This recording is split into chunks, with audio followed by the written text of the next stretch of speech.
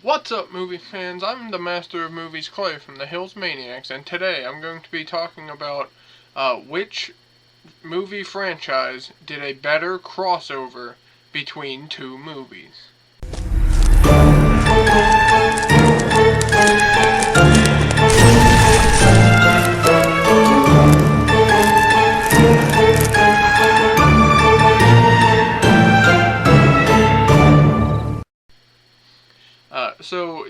This week is Halloween week, and I wanted to do two uh, movie series, or in this case, four movie series that kind of did crossover movies, and I will be comparing Freddy vs. Jason to Alien vs. Predator, as all of those series are horror movies. So I'm doing this video just to kind of see which one did the better crossover between the two movies. So we'll start with Freddy vs. Jason. Um, Overall, I hadn't when I first watched Freddy vs. Jason, I hadn't seen all of the Friday the 13th and all the Nightmare on Elm Streets.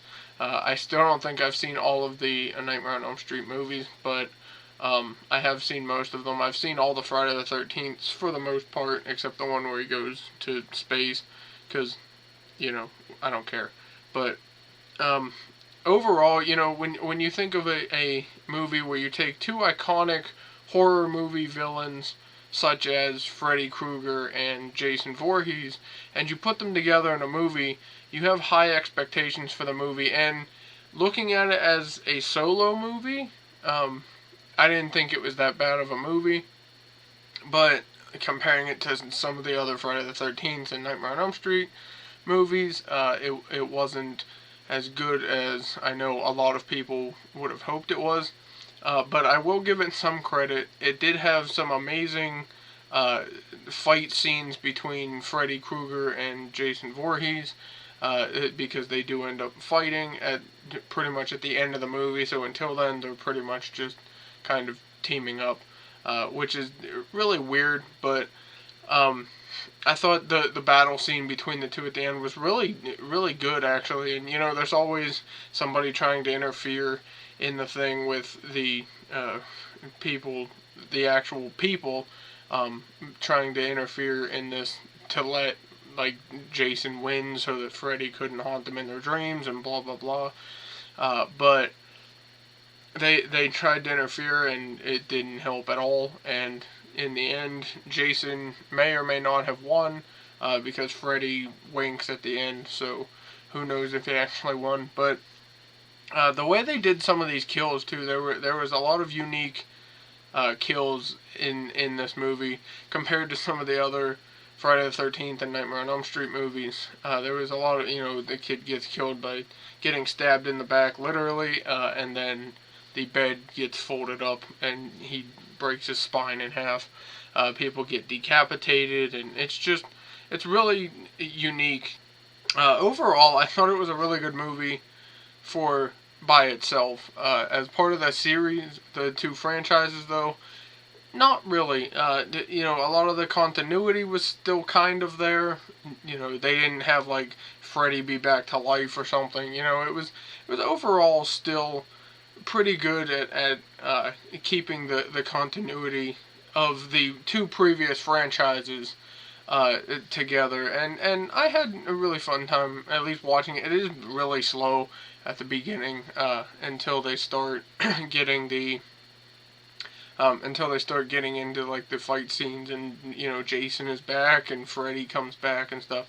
But we get a really cool scene with Jason being on fire.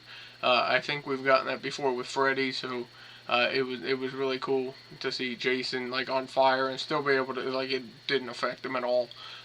But overall, I really enjoyed the movie for it being by itself, not as part of the franchise. I think it was good. And now we'll move on to Alien vs. Predator, which somehow spawned a sequel.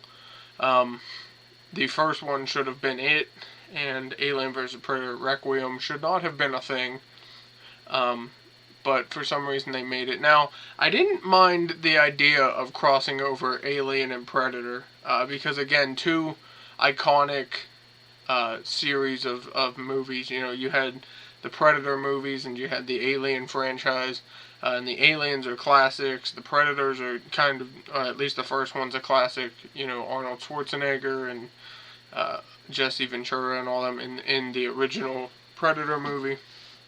But overall, like, the continuity of the movie didn't really play into what we knew about the Alien and Predator franchises. Now, they never really covered, you know, where these species came from in those respective franchises. So, I guess it could be accurate in that sense, because they said that the Predators came down to Earth, and they brought this species of alien with them so that they could fight them, so that the people would respect them.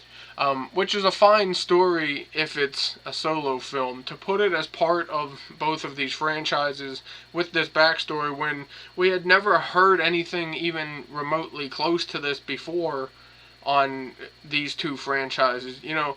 And on that note, if this was the case, it should fill in the blank between the end of the Alien franchise and Alien vs. Predator, which it doesn't, because if these creatures had been on Earth the whole time, then when Ellen Ripley and them went to space in Alien, they should have already known what these creatures were, because they were, you know, already on Earth, where Ellen Ripley was obviously from, so all of her people should have known what these xenomorphs were, and they didn't seem to know what any of these xenomorphs were when they landed on their planet. So obviously the aliens have their own planet, which would mean Predator would know about this planet. And there's just a whole lot of questions that come up throughout this movie. But, you know, they do a good job at building character development throughout this thing. You really get to know a lot of the characters and getting to like some of the characters, you know, and it's really good in that aspect. And again, we have to talk about the battle scene at the end with the actual alien versus predator battle instead of the aliens versus humans and predator comes in. And again, there's human involvement trying to help Predator defeat the aliens, and the aliens end up killing most of the people. The Predators kill some people, and it comes down to one Predator versus the queen of the aliens, and, you know, the Predator ultimately, kind of, sort of, in the end, wins, and, with the help of a human, and then he kind of marks her with their mark so that they know who she is, and then it ends there. And then there's a sequel that doesn't focus on any of that. But again, overall, as part of these two franchises, it doesn't match up continuity. It doesn't. None of the characters are the same. Although Charles Bishop Whalen, who is also played by Lance Henriksen in AVP, who played Bishop in the Alien franchise, who was the android in the 2, 3, and 4. And it could be that he's the ancestor of this person, you know, because we learn about the one in Prometheus, and it's played by the same character, so it's probably the same person, but he's the only character that could possibly have any resemblance of anything that's happened in the previous ones. And if the Alien franchise is supposed to take place like way after, you know, like way in the future, and Predator, AVP was supposed to be in the present, again, it doesn't match up to why they've never heard of these xenomorphs, you know, unless it's just because they didn't want them to know about them when they landed on this planet, which I guess could work. But it's just, overall, it was a fun movie for what it was, and to take these two iconic movies and franchises and put them together like that, just like with Freddy vs. Jason, I thought was a good idea. And I didn't mind the movie for something by itself, but when you compare it to the rest of these, it shouldn't even be considered as part of the franchises. So I'm going to say that I think, just because of the way it was done and the continuity and the battle scene between the two main characters. I'm gonna say Freddy versus Jason was a better crossover film, between two horror movies.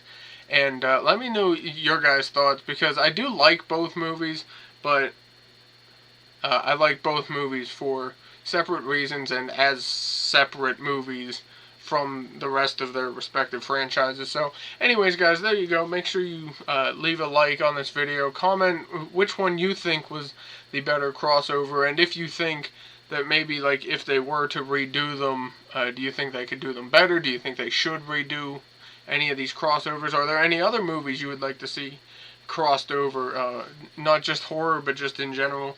Stay tuned for tomorrow's video when I do my Halloween comparisons. I will compare Halloween with Halloween 2018, and that'll be tomorrow night on Halloween.